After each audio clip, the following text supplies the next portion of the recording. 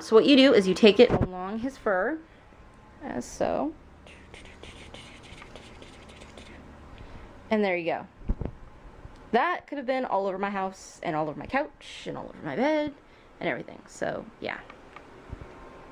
So all it has is these tiny little bristles. It kind of reminds me of a electric razor, like that you would get for like a buzz cut. That's what it reminds me of, except it's just a normal little de-shedder. Awesome. Every Husky owner, it should be mandatory that they have this, just because it works so awesome. And then when I'm not furminating him, I do have this brush. It's the one with the metal bristles. Works pretty awesome too.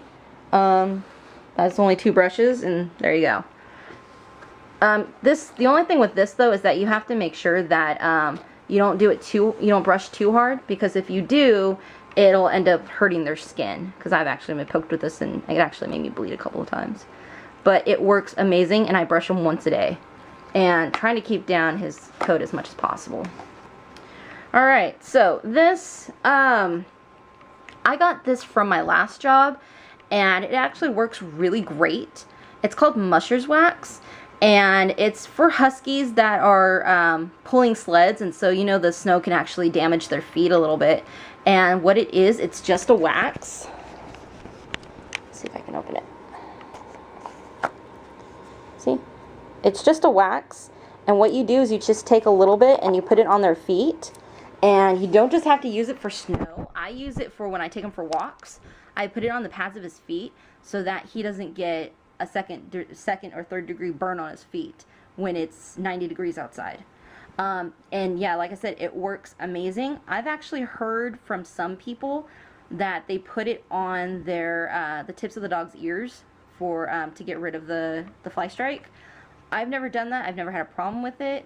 I've never had a problem with fly strike before, so you can try that. You don't have to. I just figured I'd bring it up since we're on that subject. This is what I was talking about earlier. When you are brushing their teeth, first probably start out with the finger cot. And so you would just kind of go like that. Same thing as the toothbrush, except this is less intimidating.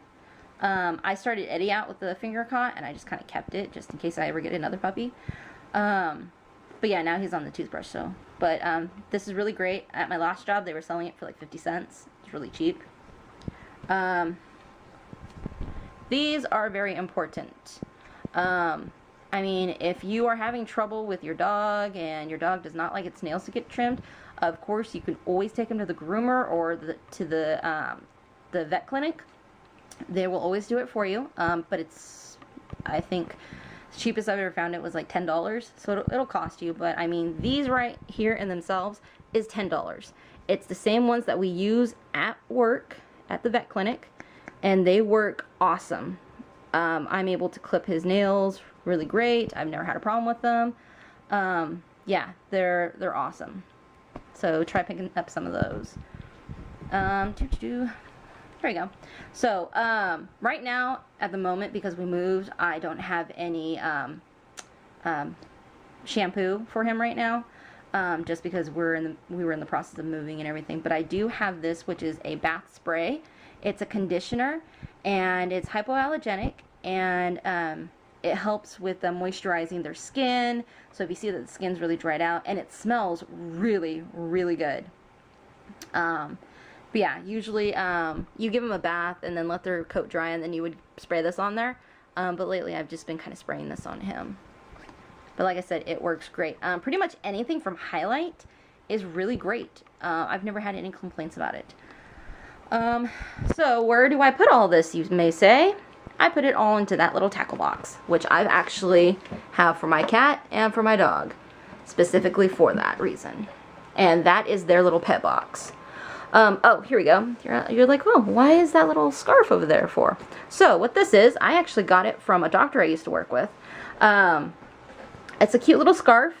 What is in here, right here, are little tiny beads. And so what you do, every Husky owner should have this if you are in a heated place. Missouri's kind of hot right now.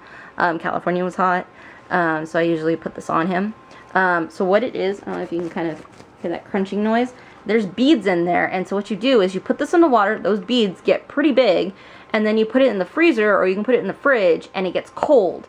And so what you do is you just kind of wrap it around them, like on their neck, like that. And so they walk around like that all day long. And so while this part, it's kind of like an ice pack. So it's awesome. You can probably get it on Amazon for like $10. But like I said, I got it from a doctor I used to work with. What else? Oh, Eddie's little bucket of toys. Doesn't matter what kind of toys you get, but Eddie will destroy anything that is a stuffed animal. Like this I got from a rep, and all the stuffing's gone. He destroyed it.